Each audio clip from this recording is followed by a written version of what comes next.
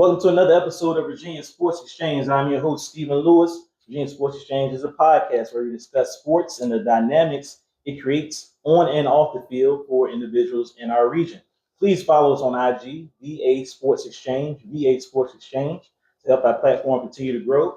And subscribe on our YouTube channel right now to help our platform continue to grow.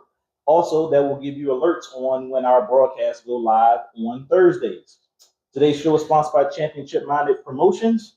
CMP just had its third boxing event, Richmond Punch-Out at the Henrico Sports and Event Center, and it was a huge hit. The next event is in the works. If you are interested in being a sponsor for any of those professional boxing events that are coming up for CMP, please go to championshipminded.com for more information.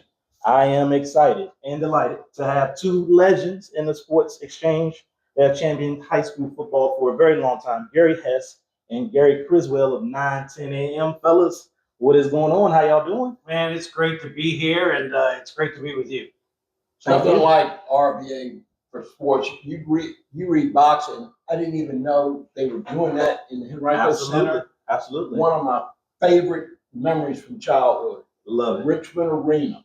Oh, really? Ali Fraser. Really? 1970. On the screen, not. Oh, okay. March 8th. March 8th. Oh, back then we had, they had Closed circuit. Closed circuit. Yeah. Closed circuit, yeah.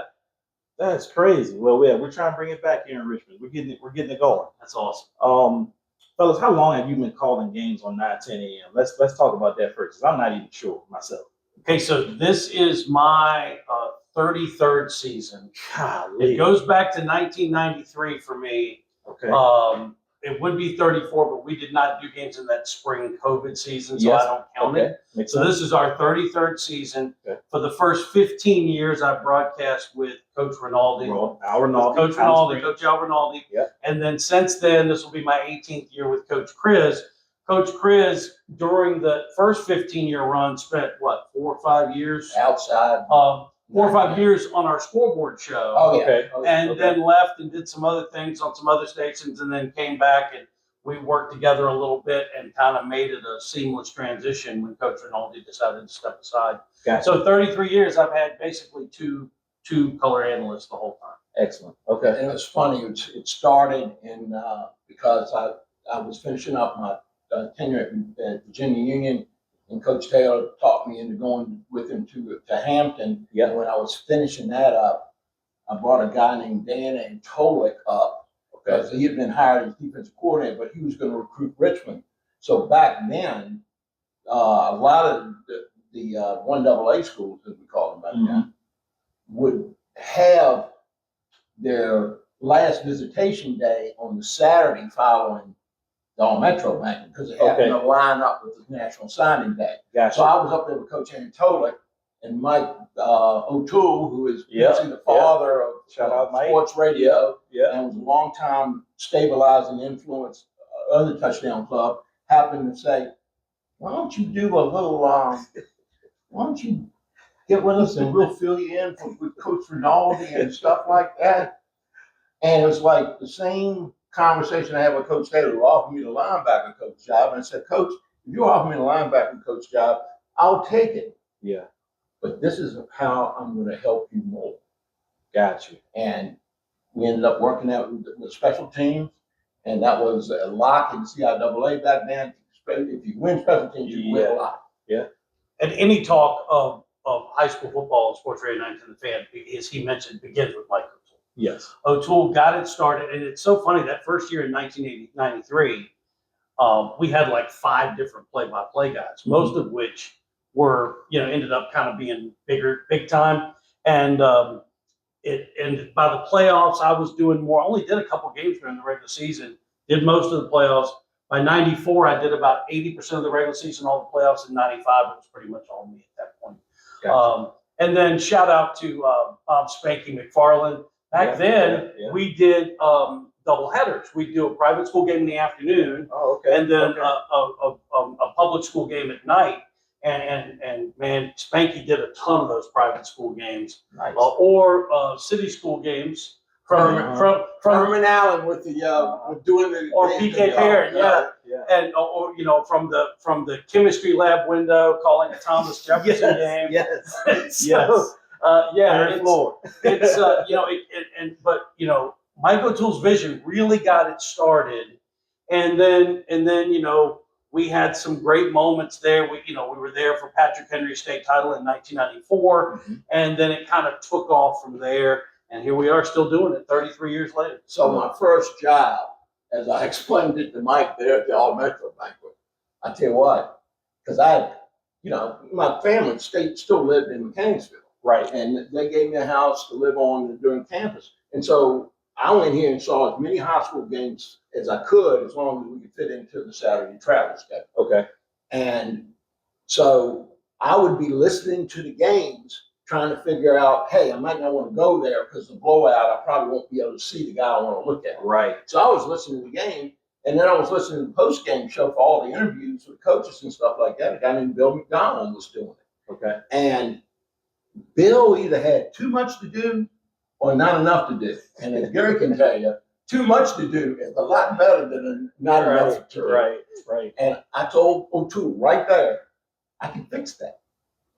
Awesome. So Bill McDonald, guy named, what was Farley's first name? Tim Farley hired me. Our boss. Who at the time. And he only hired me because he liked my last name. Because evidently there was a Criswell in the worst movie ever made in history. It's like Planet Nine or something like that.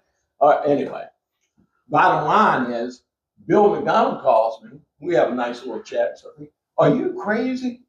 Adding another hour, a half hour to it?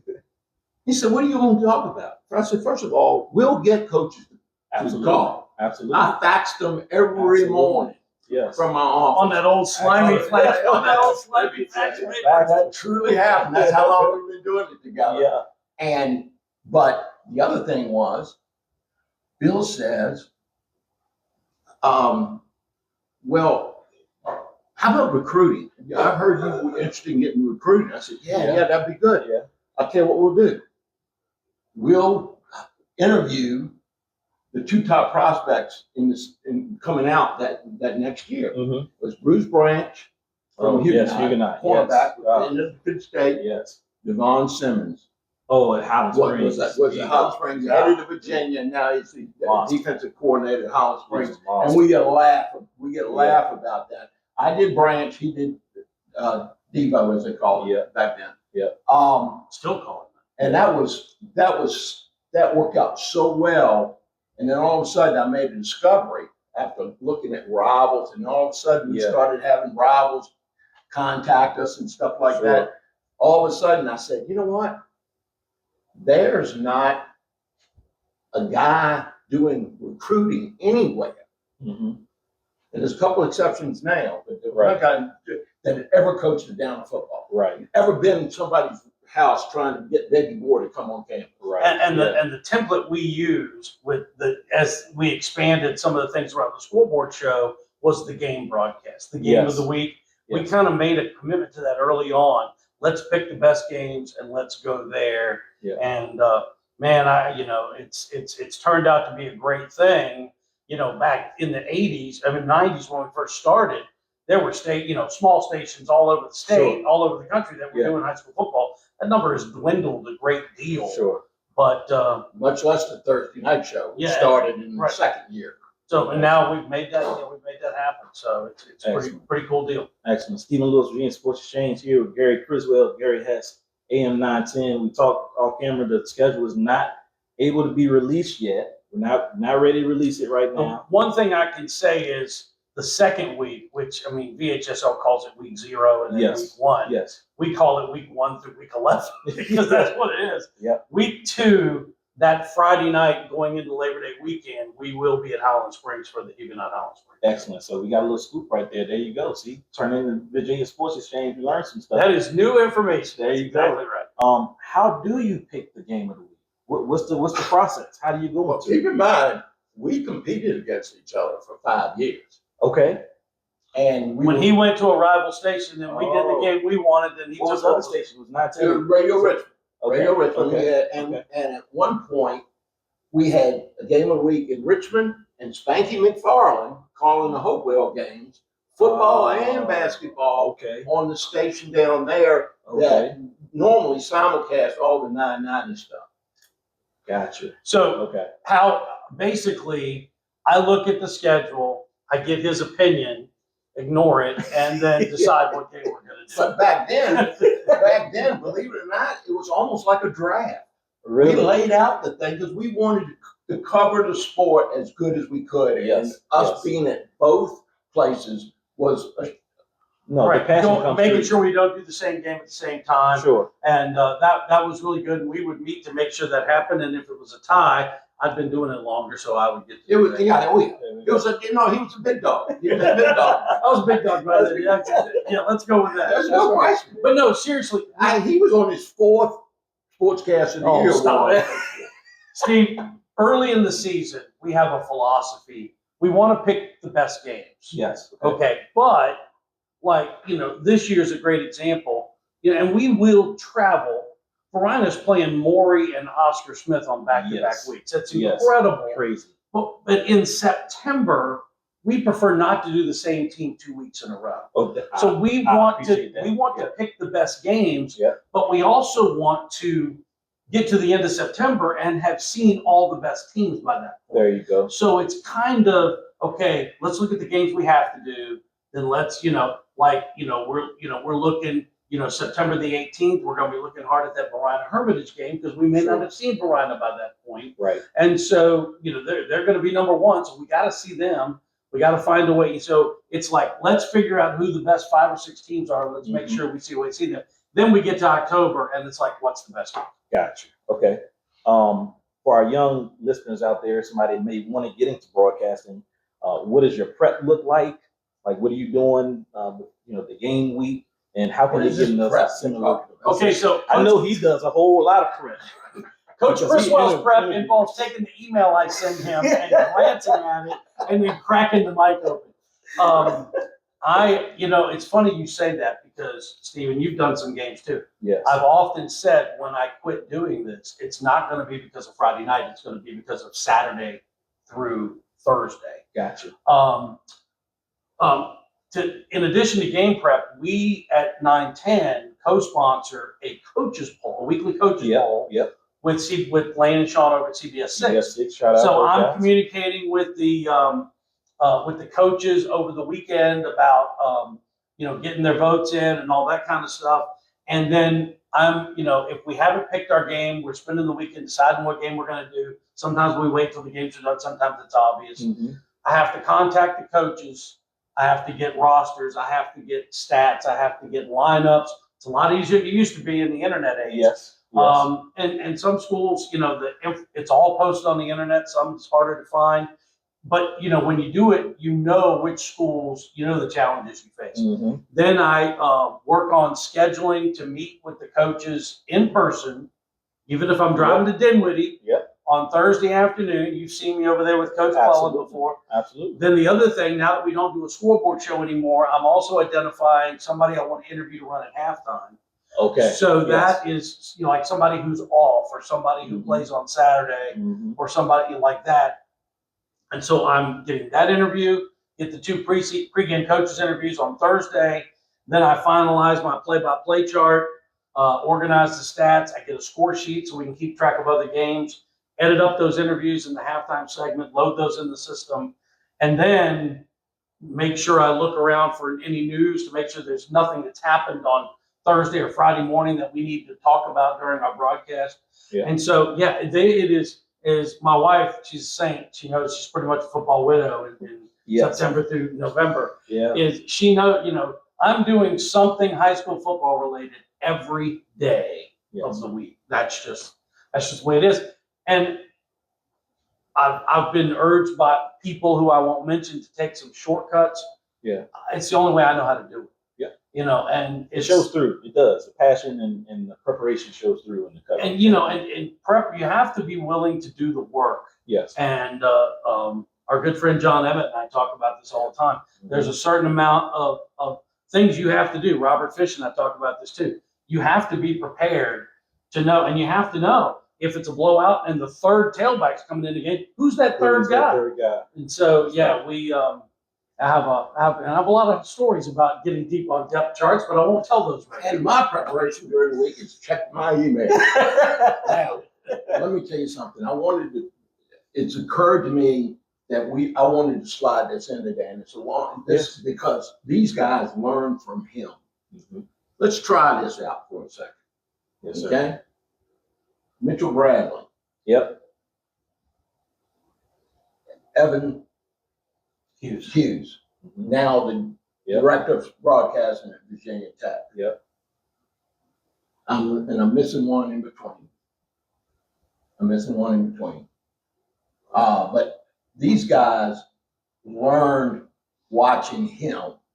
They contributed to the show from their individual schools with their stuff there. And I know I'm going to come up with that other name, but the thing of it is, it's been really, really, really great to watch those things happen. And it's because of what he does. Yeah. It's not because of what I did. Right. Anybody can do what I did. Well, not anybody. That's true. You got a wealth of knowledge. You've been around a long time. Like I said, not only have I actually coached real athletes at 3 different levels. Don't forget arena football. That's right. They weren't paid high, but they were paid. Correct. It was professional football. And all those times, I never got far away from the broadcast. Coach Taylor had me involved in the videos, stuff that we did at Virginia Union. I don't know. The man may have seen my future. Yeah. But it's been, and he is my mentor, and not a lot of people in life get to have a college football Hall of Fame member as their mentor. Absolutely. So I am extremely blessed, and anytime I mail one in, basically, I'm self-examining myself. It comes to me. Nobody's ever called me and said, you mailed it in. Right. They have called me and asked me if I was crazy. Right. And a couple of times, my favorite story is Mitch Carr. Mm-hmm. When he was at Channel 8, driving around with an intern, listening to us. And the intern, after about 5 or 6 minutes, said, they haven't said one word about football in the last 5 or 6 minutes. And he goes, you learn to live with it. That's right. Right. Stephen Lewis, Virginia Sports Exchange here. Gary Criswell, Gary Hess. Do you guys miss the old district and central region setup? Well, it's still there for scheduling. It's still there for scheduling. It's still there for scheduling. When it gets to playoffs, when it gets to district championship, I find it interesting. Do I miss it a little bit? Yes. I like the expanded playoffs. Okay. Although I think I've always said, folks at the VHSL don't care about my opinion. Yeah. I've always said there should be a rule that you have to have at least a 500 record to get in.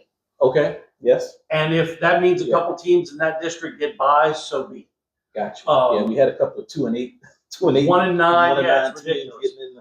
So I would like to see if you put in the rule, and then I like the expanded playoffs because I can remember years ago when Brandon Miner was the star running back in Verina. Monster. Double overtime thriller in the last game here between Verina and Highland Springs. Verina was considered unbeatable, was 9-0. Highland Springs beats them in double overtime. Verina didn't even go to the playoffs. Correct. And so the expanded playoffs corrects that injustice. Yes. But I'd like to see more guardrails on qualification, but I do like the expanded playoffs. I do also like, and I see more of this in the Central District. I hear it from Tom Hall. I hear it from Kevin Tucker at Thomasdale. I hear it from Billy Mills. And that's the old school Central District. Yeah. The Central District Championship still matters to them. Gotcha. Even though there's nothing official about it, they will proclaim themselves Central District champions, and those communities, it means something. You talk about those programs, talk about Hopewell, talk about Thomasdale, talk about Dinwiddie, Prince George, those are talking about Petersburg. Petersburg. They're winning the district championship during the offseason. Mm-hmm. Right. So we're good thing. Now keep in mind, but with all this being said, I don't like anything that happens in high school football except during the season. Gotcha. And We'll get to Petersburg is a different.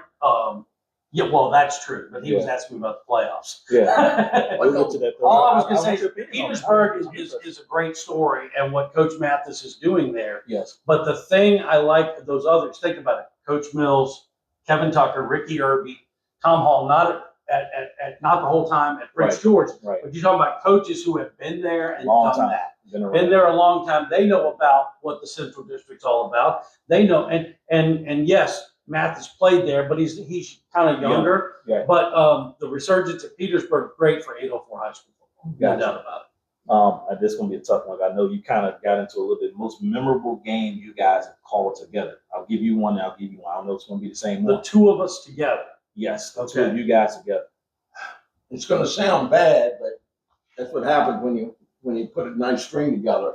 But I mean, I literally could pick any of the runs from Boise Bird, any of the runs from Highland Springs. Gotcha. I could have easily picked it. Gotcha. Manchester. I could have easily thought about that one. Yeah. That shout out to Notre Dame football. Our post game interview with the quarterback, Brendan Clark. Yeah. Yes. 2 million views. I will say the most. Let me put it to you this way. Okay. I haven't answered you yet. You haven't answered, but since you brought that day up, the 2018 state championship Saturday at Hampton University. Okay. It's the only time in my career where I've done 2 state championship games in one day, and both were winners. Highland Springs and then Manchester. Got you. Highland Springs won D5, Manchester won D6. Yes. Man, we had a great time that day. Yes. It was so At amazing. my old stomping ground. Yeah. So that was Silly Manager was still there from those days. Yeah. That's crazy. that's probably the most memorable day. Yeah. And then when I think of there are reasons you have memorable games. Sure. I won't go into the details right now, and you know why. The state semifinal in 2012 between LC Bird and Oakton is memorable to me. Mm-hmm. Paul Robertson, I think, ran for 462 yards that day. He came out of nowhere too. Unbelievable. It was but like that game's memorable because of right. I remember that. Yeah, was like, that what's game's this kid? memorable to us because of a pregame exchange we had with Coach Bedwell that we will not detail here. Yes. I'll tell you off the air. Yeah. But it's things like that. It's the Varina State Championship game this past year was very memorable to me, even though it was not a close game. It was memorable to me because, as you know, I missed most of last season. Yes. And to be back in the booth, to be able to be back in the booth for that game, I was energized. That was exciting to me. So there's all kinds of reasons. But that 2018 day, Coach Chris and I called 2 winning state championships. We've been blessed to call a bunch of winning state championship games. But having 2 in one day was very memorable. And Gary ticks off the dates like so many, so many items off the menu. Mm-hmm. I can't tell one from the other, but he'll understand one. The one where the guy lost his mom in Highland Springs. Chris Thaxton. That ended. Chris Thaxton, yes. In the end zone. Yes. Caught the winning touchdown. Yes. Now this is a true story. Caught the winning touchdown. I was doing stats that game, I believe. I was there. That was at Hampton University. Yeah. And the game ends, and Thaxton's dad, I'm tearing up just talking about it now. Yeah. Chris Thaxton's dad comes out of the stands, and they're hugging in the end zone at the end of the game. Mm-hmm. And we both lose it. I had to go to commercial earlier than we usually do because we were both so emotional. And that not because it was Highland Springs, but because we knew the story of what was going on and what had transpired. And absolutely. Just it's storybook ending like that, just amazing. But I think of when you also think of memories. I think sometimes it's about individual players. When I mentioned Paul Robertson, I think of the 2019 state championship game that we did. Was that at UVA? No, this was in Lynchburg. Okay. With Hopewell. Okay. Where a kid named Travion Henderson scored 5 touchdowns. I think he just scored again. So good. He was just, he was so dynamic. Yes. And so he just, occasionally I hear about these combine warriors who I watch games and I don't understand what all the fuss is about. Mm-hmm. Travion Henderson, I completely understood what all the fuss was about. Question. And he's still proving it to this day. I swear, interviewing him after the game, he looked at a half a bottle of Gatorade away from being able to play another game. Right. Yeah. It was incredible. But it's worked out okay. But the all-timer is still a signature because we do it in our opening with a thing with Greg Dortch. Yes. The icing play against Stonehouse. Well, yeah, you have the backstory there is that was the first of the 4 in a row for the Springers, 2015. Okay. Greg Dortch, Kayvon Wallace are seniors. Makai Becton's a junior. They were loaded. I mean, they were loaded. They were loaded. Yes. And this is probably one of the most memorable individual plays, but they were 3rd and 30 at their own 33-yard line. Wow. And they motioned Dortch into the backfield, pitched it to him, and he ran 67 yards for a touchdown. And it didn't even look like it was. They looked like they drew it up. Yeah. But the funny thing was, we're mulling over it, and he does a great job of asking me questions. Yes. There was a timeout before that play, and I asked him what are you going to call? So I threw out because they were in okay field position, 35-ish, maybe 33-yard line. Yeah, okay. So he remembers all that stuff.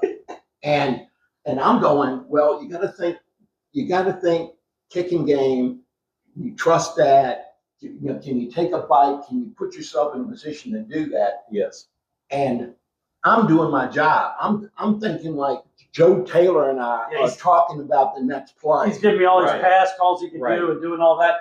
And here comes this toss. And well, then they toss it to him, and in my call of the play, I was like, "Well, Chris, you could just do that." Yeah. And I go, yeah.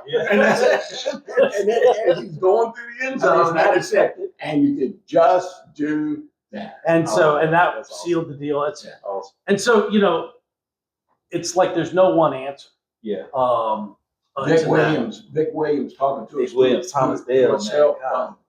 Yeah, I can never. Our producer Alan, shout out to Alan Fisher, a third guy in the booth for years and years. He goes down on the field, calls in the studio, puts Vic on his cell phone. Trophy presentations going on the field at UVA. He's on the phone with us, and it gives me chills just to think about. Vic had been doing it forever to get his first state championship, and to think less than 12 months from then he was gone. Yeah, and it's just you're right, and that's so many things. And I love the guy. Yeah, loved him too. One of the most memorable games was the state semifinal that year. At Thomas Dale, they're playing Oscar Smith with Philip Sims at quarterback. Philip Sims talking about it. It's so fun. Adult Philip. And it's like wet snow and just rain. I remember that game. And Coach Richard Morgan, Oscar Smith said, "We need to postpone this game." And of course, hey diddle diddle, we're coming up the middle. Vic Williams like, "No, we ain't postponing this." And they won in overtime. It was such a great day. Yeah. I made a mistake one time volunteering to do. We had it completely rained out since half the teams played on Friday, and so I did the scoreboard show on Saturday. What a mistake! Nobody to talk to.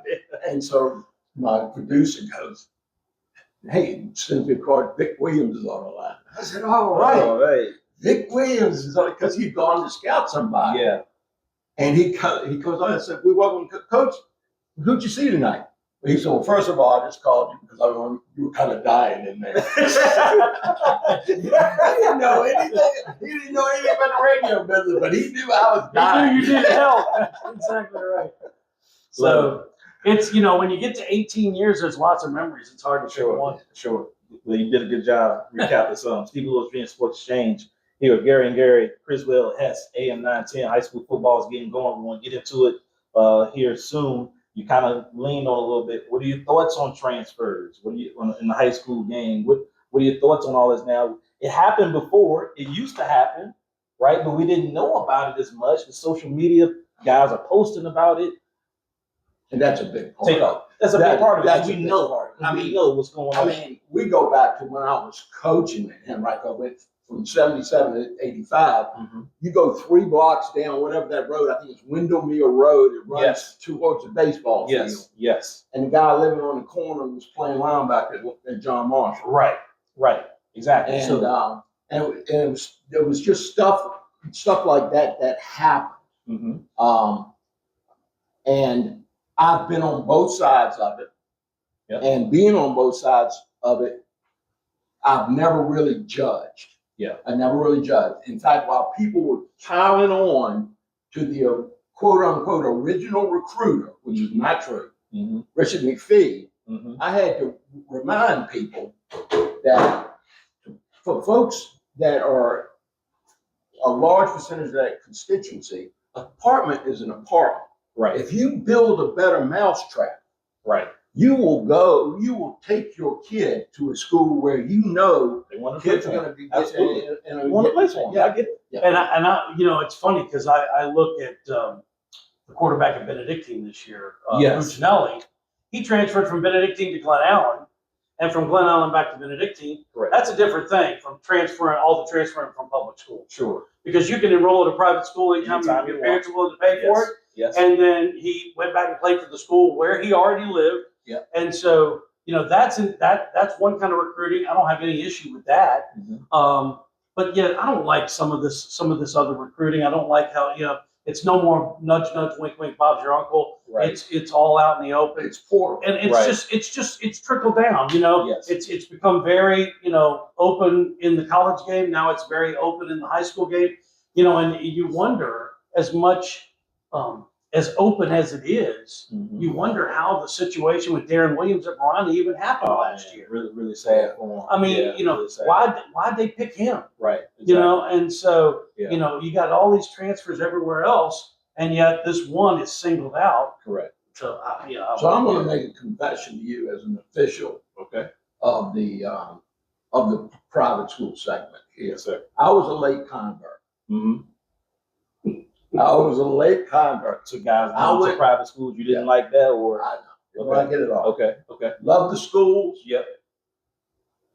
but I wasn't a believer in the football. Oh yeah. I never referred Yes. to them as the prep league. Mhm. I referred to them as the tennis shoe league. Now I didn't originate that, Right. and I won't say who originated, Yes. or at least gave it to me. Yes. Safe to say it was a public school guy, though. Gotcha. Makes sense. And an Makes sense. esteemed coach Mhm. and administrator. Yes. Understand. So, So But- it's another level. but now, Narrowing it down a little bit there. It's now ridiculous. it's the thing of it is it is what it is. Mhm. And for one thing, you're turning in a good product. Yes. I wish it could have evolved a little faster than it did, Mhm. but we're close to evolving into what everybody wants it to be, Right. in my opinion. Gotcha. Okay. I'll tell you, I think it was working on it, but what really turned him around in a lot of ways, I don't want to speak for you, but here I go anyway, was a few years ago. Sorry, I'm talking to a St. Christopher's guy. I was That's all talking about a Trinity Benedictine. That's fine. But we went over to Trinity. Weren't able to broadcast it, but on Saturday noon we went over to a state championship game between Trinity and Benedictine. Trinity came back and won it in overtime. It was just place was packed. You know, both sides. It was just people everywhere. And the kids knew. Yeah. The kids knew who we were. Kids knew who we were. We were doing social media engagement, and it was a great game. And there were great players on the field. I think that was Davion Brown's freshman year. Yes. And so, you know, that's when he started realizing. And then, you know, now that the private schools are playing on some Friday nights, St. Christopher's has lights now, uses Yes. them judiciously. And there's more private-public interaction than there was in past years. Yes. We've been able to do more private school games. Yeah. We did the game with St. Chris and Huguenot last year. And St. so, Chris Freeman game. I Yep, think you did that as well. we That did was the crazy. Freeman game as well. So Yeah. we've enjoyed that. We've done all, you know, we've done, I did a collegiate game several years back when they played Godwin before it was just a scrimmage. Yes. And of course, we've done Benedictine and Trinity games too. So Mhm. the 4 major private schools, I've checked all of them. Appreciate By the that. way, a little trivia question. Mhm. Ooh. There Yeah. are not trivia, just useless knowledge about Okay. me. 34 schools in the central region plus the 4 private schools. Okay. There are only 2. Is it 2 now? 2 schools that I've never called one of their games. Ooh. Mm. Because Armstrong was on that list, and I checked that off a couple year before That's last. Yeah. Ooh. I would say, you've done Powhatan for sure. I've never done a Powhatan. You never done a That's Powhatan? one. Oh, Which is I really think that- crazy. Because well, Powhatan, when Woodson was there, you know, Yes, for they you, were they rolling. played in those districts where they were always playing teams yeah, from way you're away. right. You're right. And we have made a concerted effort to do a Powhatan game since they've been in the Dominion District. We had one game scheduled last year and it got rained out. We couldn't do it on Saturday. Okay. So that's and the other one is Colonial Heights. I was thinking Central District, but I couldn't get there. Okay. Let me tell you something. It's so ironic because when I was coaching at Henrico and I had my own team, JV team, Mm-hmm. always open with Jimmy Woodson, the up and coming. We both returned to our alma mater. Yeah. He was a star. I was a scrub, but I was a smart scrub. And I would hit you. Unfortunately, with only 135 pounds behind. Right. You know, I had to use my head Yeah. because We don't do that anymore. it was 2/3 of my body weight. I look like a. That's not how it works anymore.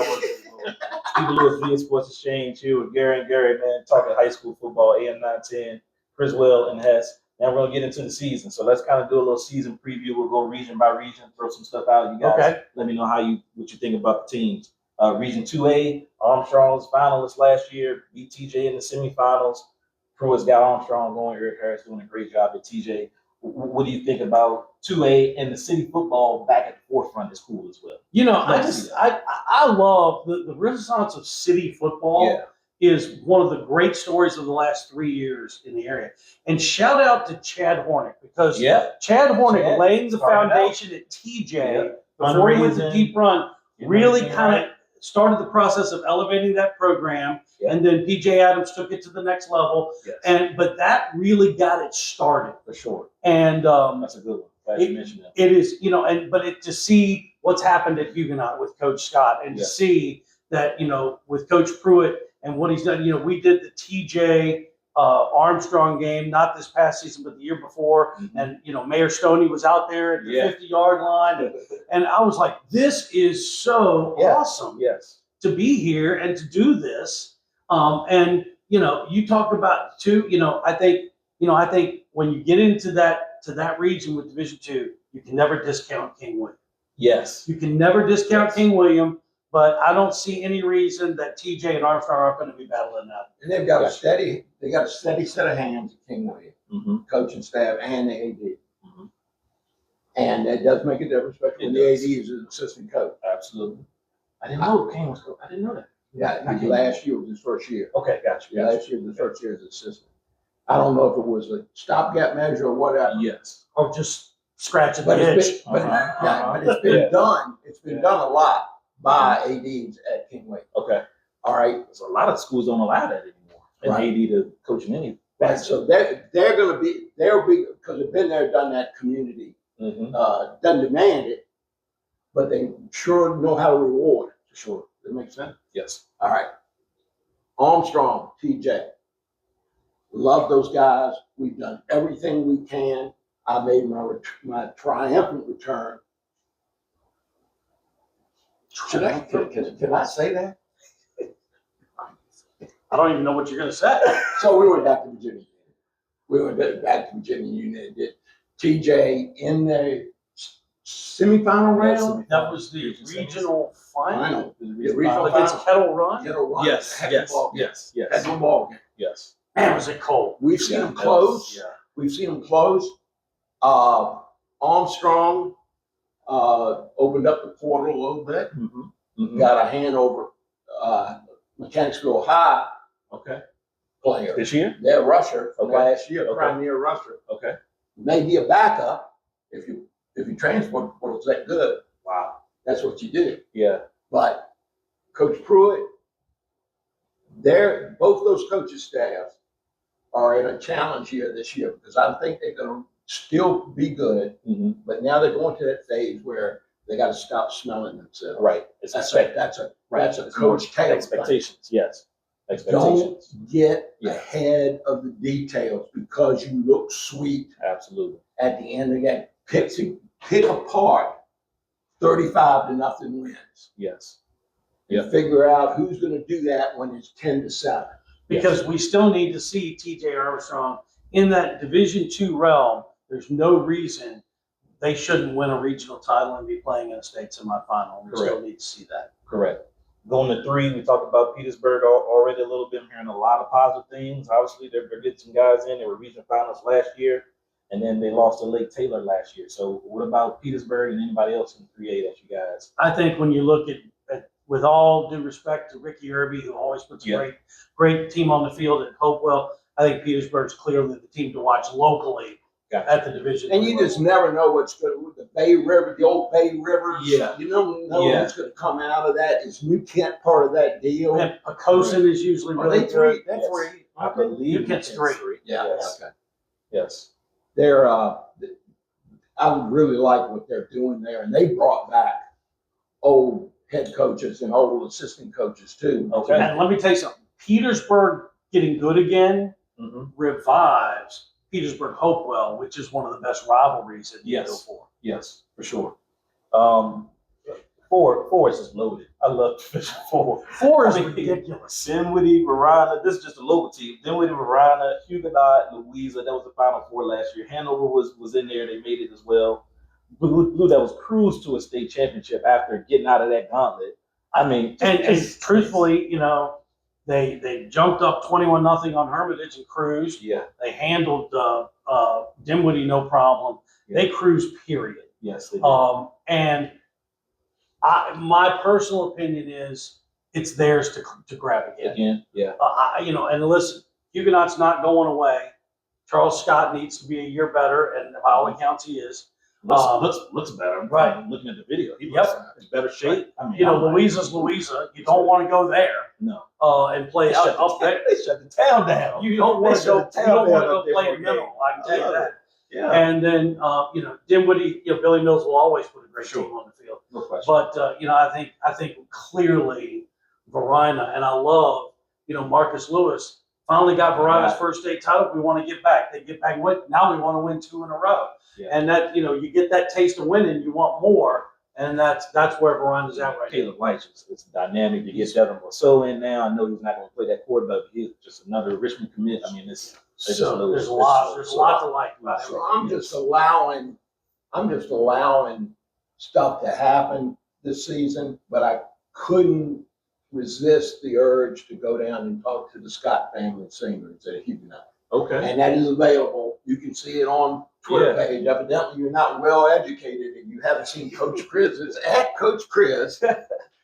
But I sat down with him. It was about a 4.5-minute interview. Nice. But it was literally a 3-hour meeting. Wow. And the reason I brought it up is I just want Coach Pruitt and the TJ staff, who has several ex-players that I know from arena football. I just don't want them to feel bad because I spent 3 hours telling Coach Scott the same thing. Stop selling yourself. It's time. And I'll tell you one thing. The good news is his son seems to be laser focused. He looks and the least amount of credit I can give him is for something that's very important. He is basically unflappable. Yeah. Because I told him I can make you flappable. Right. He said, you got to do what you got to do. Correct. Because he didn't change. Can't wait to see how he does September 4th against a Coach Simmons Holland Springs defense. Yes. It's Huguenot Holland Springs? Yeah. September 4th? Yeah. Oh, my God. And so that's the game I said we're going to be doing September 4th. I missed the opponent. That's going to be awesome. And the beautiful thing is the Springers defense, and well, it's a mirror of their offense because the offense will literally take anything you give them. Yep. And they've learned to do that with all kinds of grades of really good athletes at quarterback. Yes. And he's had his offensive line play is a secret sauce. It is. The Steelers can always get love, but they're always strong in the trenches. But they're gonna. You talking about Huguenot? Holland Springs. We're gonna, it doesn't matter, like you said, just off tackle and hand the ball in a jet sweep and throw the ball down the field and throw it where they're. And you can always chalk it up to the Mike Greens and the Aaron Motleys and the Mekhi Bectons of the world. Sure. But then you get a year where they don't have any Division I prospects and no names. Guess what? The O-line's still good. They get it done. Yeah, and so that is. But yeah, I think Veron is clear. He'll make the kid make choices, and he'll do it with those alley players that he has. But make no mistake, Huguenot's going to be really, really good. Can't wait for potential, what the playoffs are going to look like in that region. Yep. But I think Varana's clearly, they're going to be ranked number one in our preseason poll, I estimate, and for a reason. Makes sense. Division 5, another strong one. We talked about Howland Springs, Hermitage. Midlothian had a strong 2025. You got Freeman and Glen Allen in there. Lauren Johnson's itching to get back into the playoffs. We were thinking about some of the games earlier in the year, and it's been several years where we've looked at early matchups and we said this might be our last chance, the only chance to get these two teams, and we can sell it because it's basically two teams that are going to be 6-4 or 7-3, and that means they can't afford to lose this game, correct? Which is winnable. Yes, and that makes for some great drama. And don't tell me locker rooms don't understand that. They understand.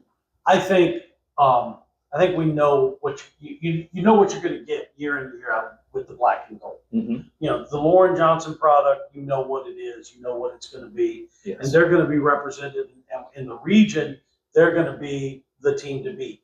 I think Hermitage is a team we got to watch. Yes. I think the fact that one of Aaron Brooks's two twins steps in as the starting quarterback.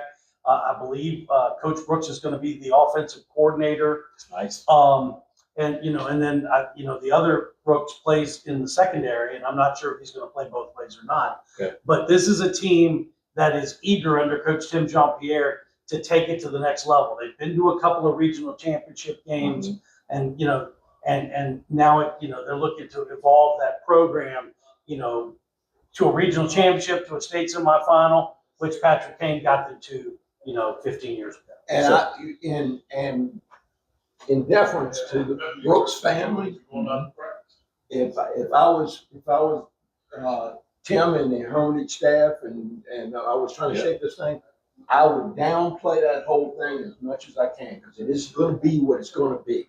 Right. Sure. And it's going to be a growing process. Yeah. And whatever they do in a scrimmage is great.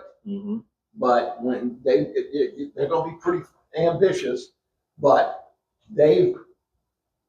Jean-Pierre, you've got to give him some credit. Sure. And you think I've had several serious conversations with him about just stuff that I see as an opportunity. Gotcha. And so I'm looking forward to their success, because I'll take credit for it. Yeah. One other team I want to mention he will too. One other team I want to mention on the D5 level is Midlothian. Yeah. They have, Coach Hutchings got them back to that level, and then Coach Gross has kind of maintained it, and they have doubled down on what they've done in the off season, intent on not being the team that gets to the playoffs, but be the team that advances in the playoffs. Gotcha. And so it'll be interesting to see if that program's able to evolve to the next step. Gotcha. Going to Division 6, obviously, Oscar Smith in the 757, just unbelievably loaded. But we got LC Bird, we got Thomasdale, Manchester, all groups trying to make a run there. What do you think about those? I think Manchester and Thomasdale are going to be very good. Right. I think they're both going to be good. I'm fascinated to see what with Coach Gerard Johnson, Meadowbrook guy, what stamp he puts on that LC Bird program. What are the Skyhawks going to look like? The cupboard is not bare. They got the Whitehead kid, who's as good as any player in the Metro. Yeah, and so they, what are they going to look like? And I think with Coach Johnson coming in and kind of putting his stamp on what Bird football is, I think it's going to be fascinating to see how they look and how good they can be. And we'll find out. They open against Midlothian, and then they play Thomasdale. So we'll learn a lot right off the bat. Yep. I hope they're great down in 757. I hope they beat each other. Yes, that's right. We need it. We need it. I hope they do that, because 804 football strong has become what we'd like it to be. We were little brothers and little sisters back in the 70s and the 80s. Coach Rinaldi, we had to play Coach Rinaldi's teams in the late 70s, and they got very, very close in one game, in I think it was the finals, and they They just couldn't go over, and they were at least Coach Rinaldi went and got scrimmages with these guys. Right. Nobody else talked about doing stuff like that. I think the ebb and flow is very important. You look at the 90s and Patrick Henry 1994, notwithstanding, Yes. that was one of the great high school teams I've ever seen. Yes. The 757 was dominant. Yes. And then that continued into the 2000s. And then the late part of the 2000s, it kind of shifted. Some of those, Hampton kind of declined a little bit. Phoebus went through a lull. There was a little bit of that. And Elsie Bird stepped up, and Holland Springs stepped up, and Verona. And the 804 kind of took that mantle and took control for a decade. Yes. But then there was the resurgence of the 757. Think about 2024 when Oscar Smith, Maury, and Phoebus won state titles in 6, 5, and 4. Yeah. And then last year, Verona kind of upset that a little bit, but Maury and Oscar Smith were still doing their thing. Yes. So the 804 has taken that haymaker. The 757 took a couple of haymakers from the 804. 757 has fought back, and now to the boxing analogy, the 804's had to regroup, and now they got a counterpunch. And kudos to Verona and Holland Springs for understanding the topography they've got in their regions. Go to 7-3. Holland Springs, 3 seed, 4 seed. Doesn't matter. That's a nightmare. That's right. That's a nightmare for everybody that's ranked ahead. Same thing with Verona. Right. Correct. Going to the private schools, obviously we talked about a little bit. Obviously smaller, not as many teams. Benedictine's going for their 4th straight state title. Get Cuccinelli coming over. Trinity is very good. You lose Fat Rat, you lose Davion Brown. They got Trey Cherry back, strong defense. Got a couple of D1 transfers I saw as well online. St. Chris, obviously, we lost Darius Gray. There's no replacing Darius Gray. He's doing wonders down there in South Carolina already. What are your thoughts on private school football? Darius Gray is supposedly making a great impression so far. I have seen, yes. And, I think Benedictine, on paper, is clearly the team to beat. Yes. I think Cuccinelli, you look at it, they had returnees and key players all over the field. The one question was quarterback. And Cuccinelli comes back in, okay, well, that question's been answered. We know how good he can be. Yes. And, last year, the Lambert kid was kind of a game manager type. He was good, don't get me wrong. But Cuccinelli's a guy that can beat you with his arm and his legs. He's got good receivers. They have a great O-line. They have a great defense. They have a great kicking game. Is that punter back? Mischke, yeah. I mean, how many years does he get? I've never seen it better. In high school.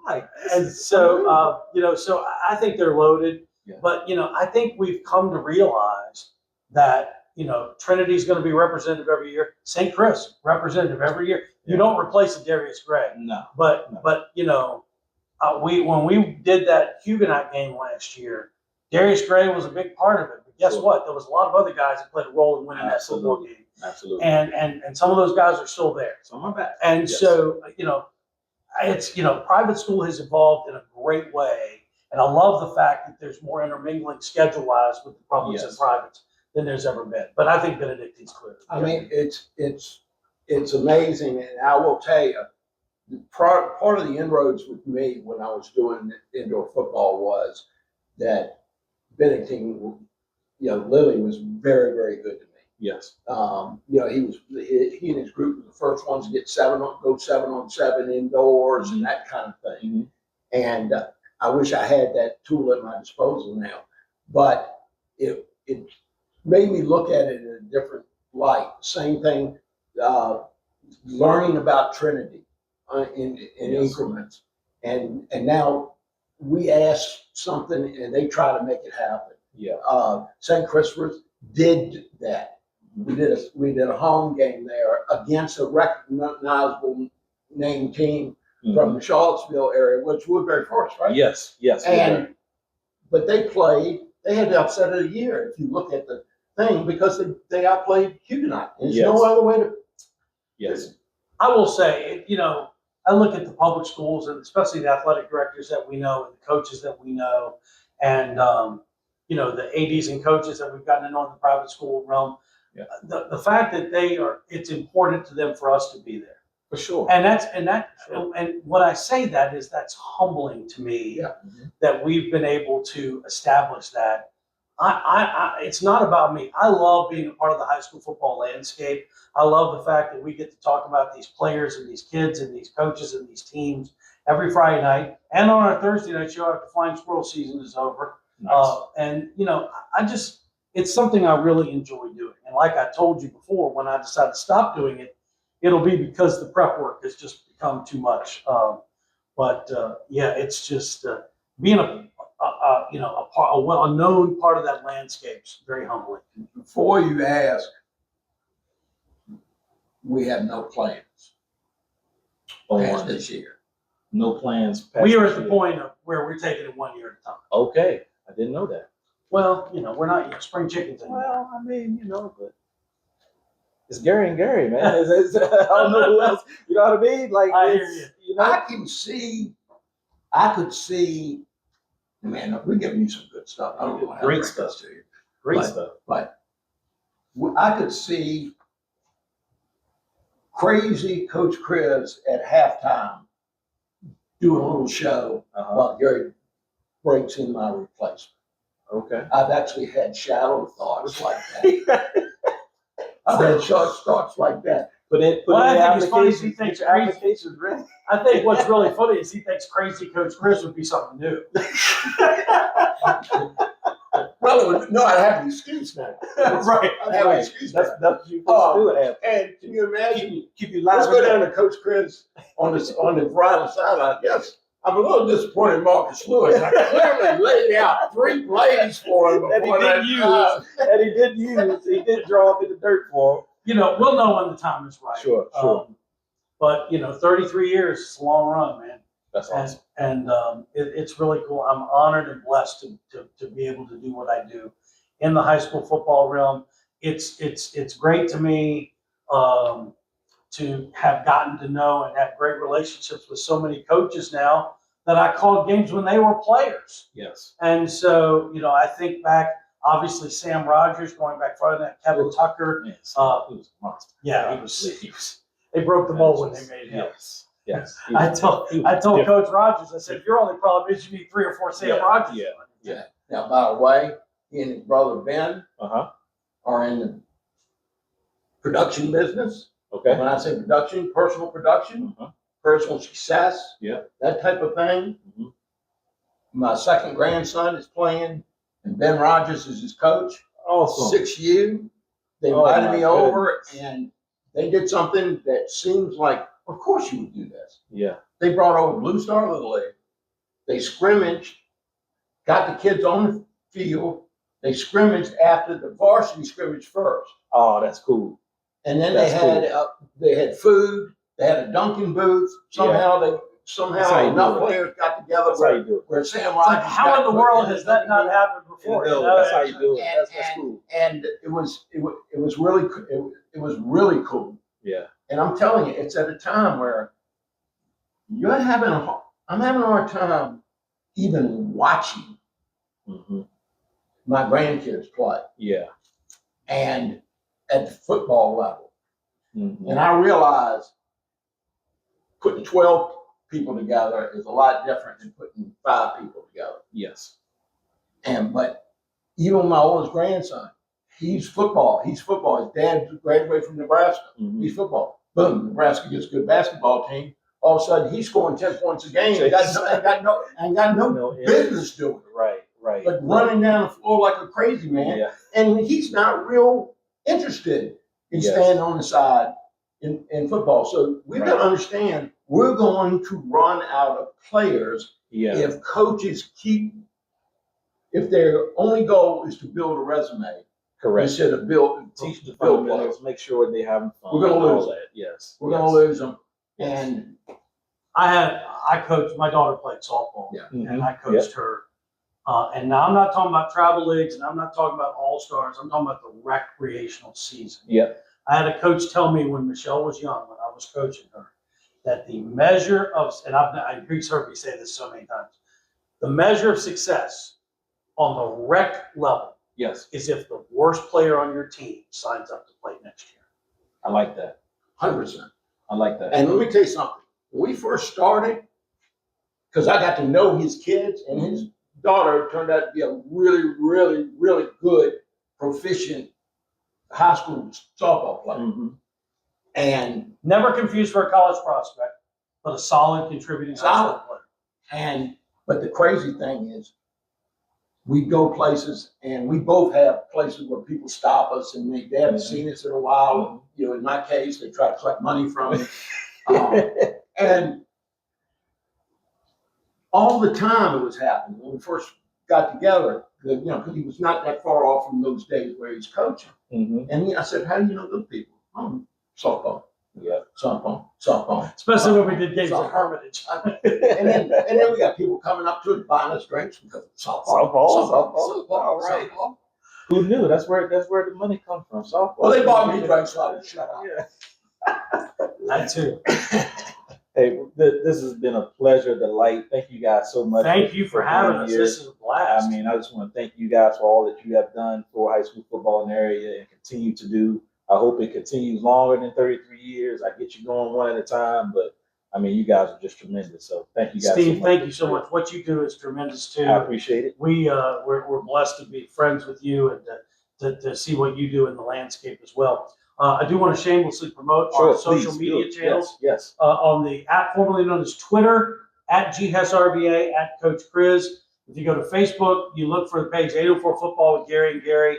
Give us a like, and we put a lot of video content on that page. A like or a follow. We're still trying to figure. We're old men, so we're trying to find a young intern to help us with the Instagram game. Gotcha. Okay. But I activated my account. There you go, Coach. There you go. There you go. It's a little bit of a work in progress for us, but Facebook and on X, we are. It's funny because somebody laughs at my Twitter account, my X account. Uh-huh. I still call it Twitter too. The app formerly known as Twitter. Yes. I will tweet constantly during high school football season, Mm-hmm. and then at the end of the All-Star game, I'll do a tweet. You won't see anything from me until August. See August 15 or so. And look at those two places, and a schedule announcement will be coming out in the next day or two. I just have to finalize some things with management about signal availability and stuff. We're playing a little Tetris there. Gotcha. But definitely planning on the Huguenot Holland Springs game, and we'll figure out some other things around. And I will say that, and Gary touched on it, and he doesn't. It sounds so hard, and it is hard, but I can't even imagine. In fact, we wouldn't be here if he wasn't a full-time worker at the station. If he didn't have a full-time job at the station, it was just it might be not too be hard. feasible. It'd be too hard. Yeah. Because the communications break down so bad.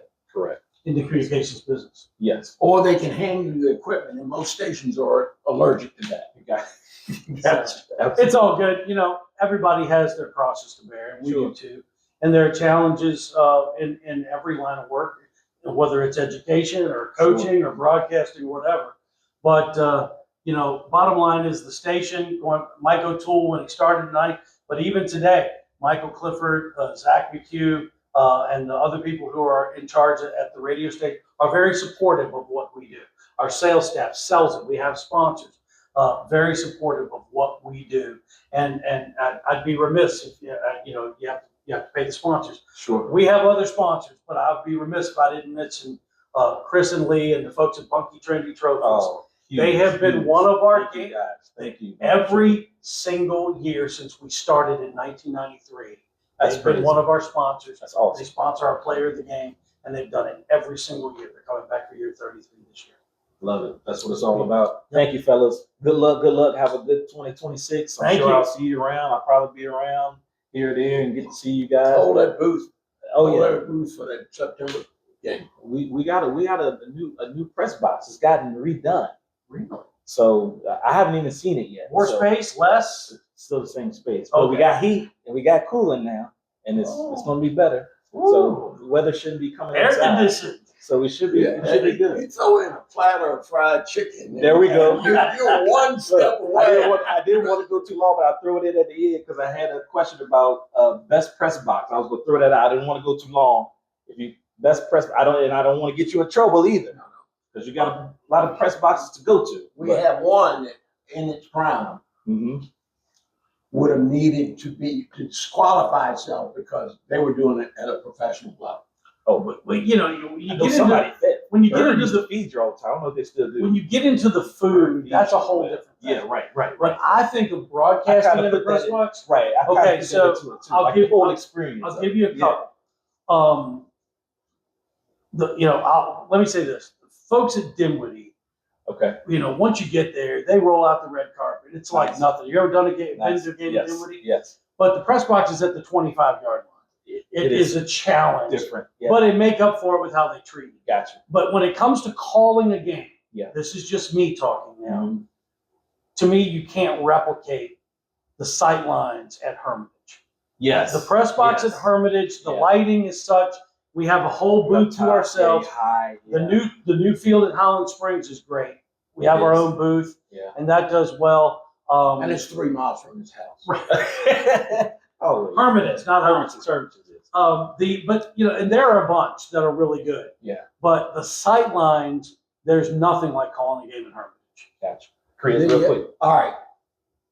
Hanover, back in the day when they were really getting going in football, Bobby Stratton was Yes. the AD. Yes. He's down in the Hall of Fame for AD. And he did everything but hire somebody to be responsible for meeting us in the parking lot Yes. and walking a couple times when we wanted. And then one of the players' moms, Mrs. Rowley, and the kids could play too. The girls could play softball. Would bring us food from the Booster Club tailgate. Oh, okay. And there you go. I mean, that matters. But I'll tell you, the father of all of that, and this is before your time, the father of all of that was Donnie White when he was the athletic director at Patrick Henry. Went on to become the AD at VMI. Okay.